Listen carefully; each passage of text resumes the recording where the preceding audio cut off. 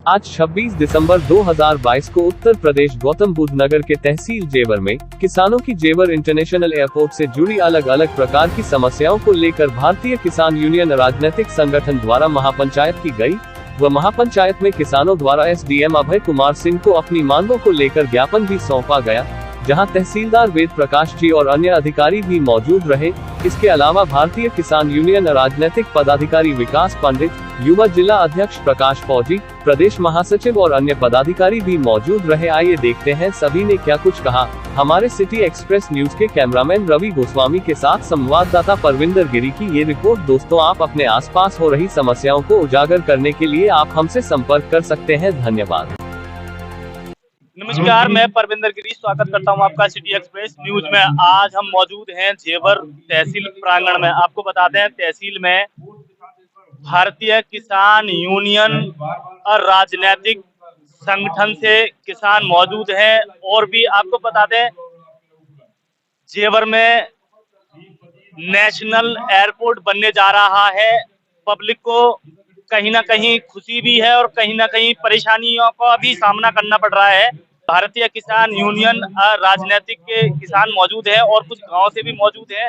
हम आपको उनसे अवगत कराते हैं कि किस तरीके से किस समस्याओं को लेके ये आज धरना प्रदर्शन चल रहा है। दिल में चल रहा है तुम्हारा? देखिए भाई, बात है तो सकारात्मक सरकार और प्रशासन के साथ एक लंबे समय से होती चली आई है, लेकिन एक किसान को संघर्ष की आवश्यकता है।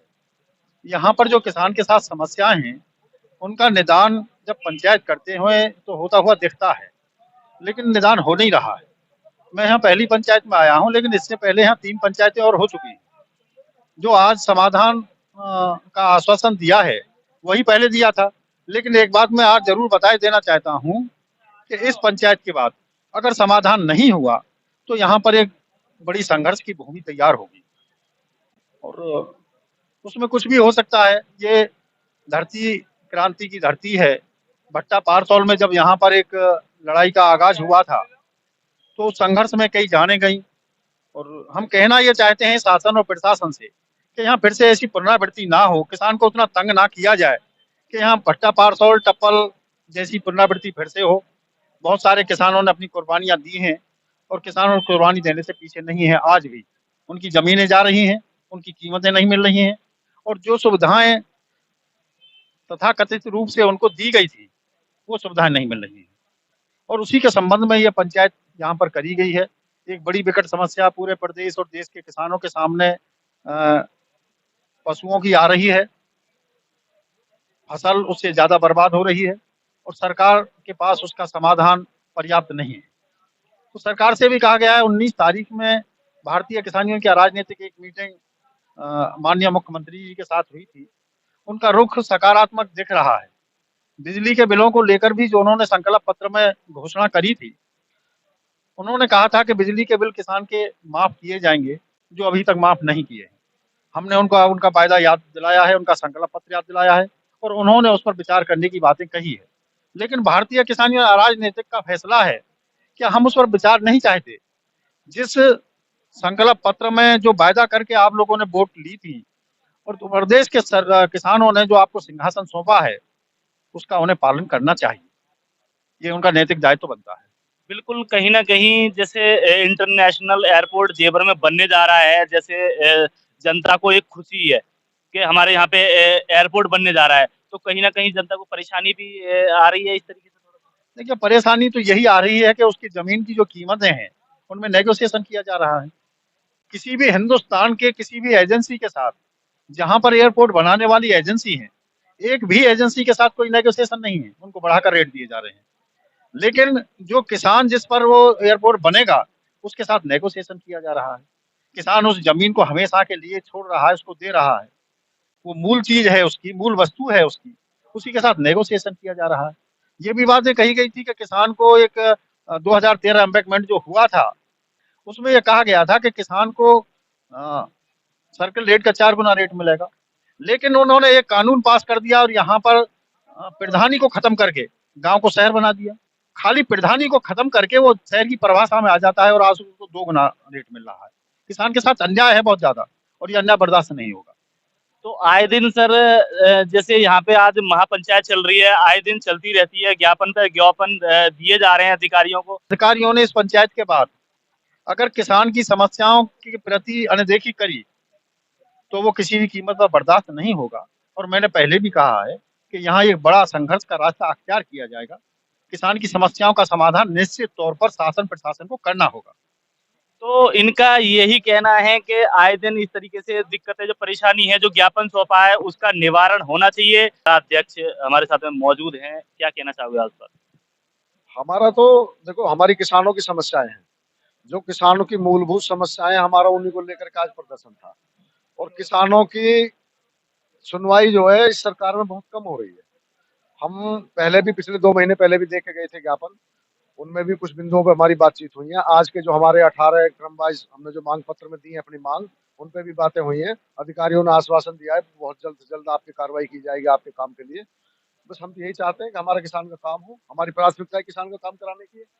पत्र दिया गया था लगभग 1 सप्ताह पूर्व, और जिन विभागों से संबंधित समस्याएं थी, लगभग सभी विभागों के प्रतिनिधि यहाँ उपस्थित थे और आप लोगों के सम्मानित पदाधिकारियों द्वारा इस मांग पत्र में उठाए गए बिंदुओं पर 1 to 1 संबंधित विभागों से वार्ता की गई। और मैं किसान यूनियन के वरिष्ठ पदाधिकारियों, आप सभी लोगों का आभार व्यक्त करता हूं कि बहुत सौहार्दपूर्ण वातावरण में हम लोगों ने सार्थक और स्वस्थ चर्चा की और निश्चित तौर पे इस पे हम आगे बढ़ेंगे, आपको आश्वस्त करते हैं। पहला बिंदु था, पहले चरण में विस्थापित किसानों को प्लॉट की रजिस्ट्री कब तक होगी, इसके लिए हम लोग आगलन स्टैंप का करा रहे हैं। शासनादेश है कि जो भी स्टैंप का भार होगा वो नागरिक उड्डयन विभाग की तरफ से स्टाम्प पंजीयन विभाग को भुगतान किया जाएगा। उस आगलन की डिमांड हम लोग भेजेंगे जल्दी से जल्दी। ये हम लोग समय लिया है 1.5 माह का, इसमें 1.5 माह के अंदर हम लोग कर लेंगे इसको, आप लोग चिंतित मत हो इसके लिए। एयरपोर्ट की बाउंड्री सीधी करने में जो भी किसान भाइयों ने हम लोगों का आपसी सहमत के आधार पर, बैनामे के आधार पर भूमि दी थी, सबकी सूची बन गई, जिसको मैंने सार्वजनिक रूप सबको दिखाया है। इसके अतिरिक्त कब्रिस्तान और श्मशान की भूमि हमारे किसान भाइयों ने हम लोगों के लिए दी थी आरआर साइट के लिए, उसकी भी किसान और किसान परिवारों की सूची बनकर तैयार है। ये 1 से लेकर 3 दिन के अंदर अपर जिलाधिकारी भूमि आध्यात्मिक कार्यालय में भेज दी जाएगी मेरे हस्ताक्षर से, ये मैं आपको आश्वस्त करता हूँ। आवारा पशुओं एक गंभीर विषय है हम लोगों का, जिस पे लगातार हम लोगों के बीच चर्चा चल रही है। हम लोगों के पास 6 गौशालाएं हैं और हम लोगों की तहसील बड़ी है। क्षमता और समस्या में जो गैप है, इसके लिए हम लोग सार्थक स्थान पे एक स्वस्थ तरीके से इस विषय को उठाएंगे और मैं उम्मीद करता हूं कि निश्चित हम इस समस्या को समाधान करने में पूर्ण रूप से तो नहीं, लेकिन काफी हद तक सफल रहेंगे, मैं आपको आश्वस्त करता हूं। विद्युत विभाग के जो FIR हुए हैं, कुछ मामले ऐसे आए हैं जिसमें विद्युत विभाग की एजेंसियों ने क्लीन चिट दी है उन किसानों को जिनके ऊपर 4 ब्लेम किए गए थे। मैं एक्सीएन साहब से अनुरोध किया हूं कि उन मामलों में जो FIR हुई है, संबंधित पुलिस थाने के प्रभारी निरीक्षक को अपनी क्लीन चिट, एजेंसी की क्लीन चिट से अवगत करा दें, जिससे अननेसेसरी वो FIR जो किसानों के विरुद्ध कायम हुई है, उसमें विवेचक जो है उस आपकी क्लीन चिट का आधार बना करके फाइनल रिपोर्ट लगा के उन किसानों के विरुद्ध FIR की कार्रवाई समाप्त की जा सके। ये एक्सीएन साहब की जिम्मेदारी है कि जिन लोगों के विरुद्ध FIR लॉन्च हुई है और उन्हीं की एजेंसी कह रही है कि हमारा किसान इसमें निर्दोष था, तो वो सक्षम जो थाना है, जो थाने पे विवेचक जांच कर रहा है, उस विवेचक को अपने विभागाध्यक्ष की हैसियत से अवगत करा दे कि ये वास्तविक स्थिति है, जिससे वास्तविक स्थिति का संज्ञान लेते हुए संबंधित पुलिस विभाग के लोग उसमें FIR फाइनल रिपोर्ट के बारे में आगे बढ़ सके। अगली डिमांड थी, जिन किसानों के बैनामा दाखिल खारिज के लिए पड़े हैं वो अतिशीघ्र किए जाए। इससे भी मैं अवगत कराया हूँ अपने किसान संगठन के सम्मानित वरिष्ठ अधिकारियों को। इसमें एक जांच चल रही थी, कुछ विषय आए थे, आप लोग भी इससे अवगत हो गए। वो जांच लगभग पूर्ण हो चुकी है। यथाशीघ्र अब आप लोगों के बैनामे के खारिज दाखिल प्रारंभ किए जाएंगे, मैं आपको आश्वस्त करता हूँ। रनहेरा के विस्थापन के बारे में मॉडलपुर का जो आप लोगों ने मांग पत्र में रखा है, ये सब कुछ जितने भी निर्णायक स्थल है सबके संज्ञान में है। इस पर सार्थक बात हो रही है। इस पर जो भी निर्णय लिया जाएगा उससे आपको अवगत कराया जाएगा। आपके जो है हितों के अनुरूप निर्णय लिए जाएंगे। विस्थापन एक संवेदनशील विषय है, बिना आपकी मर्जी के आपको कहीं दूसरी जगह नहीं ले जाया जाएगा।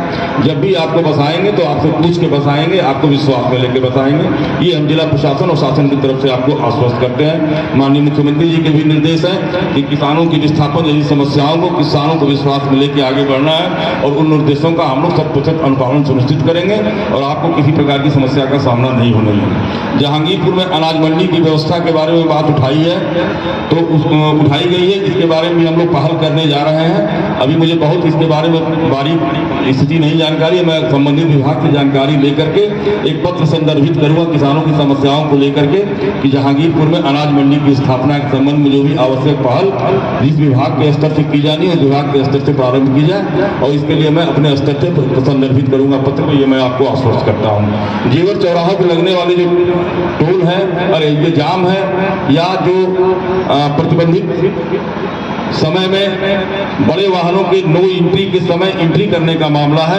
इसके बारे में मैं एसीपी साहब के साथ स्वयं मौके का निरीक्षण करूंगा नो एंट्री वाले मामले में। बाकी जेवर और जहांगीरपुर में लगने वाले जाम के बारे में संबंधित पुलिस को ये निर्देशित कर दिया गया है कि जाम हुआ जो पीरियड हो आप पुलिस को डिप्लॉय करें और पुलिस अपनी सार्थक भूमिका वहां निभाए जिससे जाम की समस्या का सामना न करना पड़े। इसके बावजूद भी आपको समस्या आती है तो अपने प्रतिनिधियों पदाधिकारियों के माध्यम से अगर कोई कार्रवाई नहीं दिखती तो आप हमको अवगत कराएं, मैं उस पर कार्रवाई करूंगा, मैं आपको आश्वस्त करता हूं। इसके अलावा मैं जिला प्रशासन की तरफ से शासन की तरफ से अपने समस्त विभागों की तरफ से आप लोगों का आभार व्यक्त करता हूं कि आप लोगों ने बहुत धैर्य के साथ सारी बातों को सुना, अपने पदाधिकारियों की भी हम लोगों की भी। मैं पूरा आप लोगों को इस कार्य के लिए आपका आभार व्यक्त करता हूं। धन्यवाद।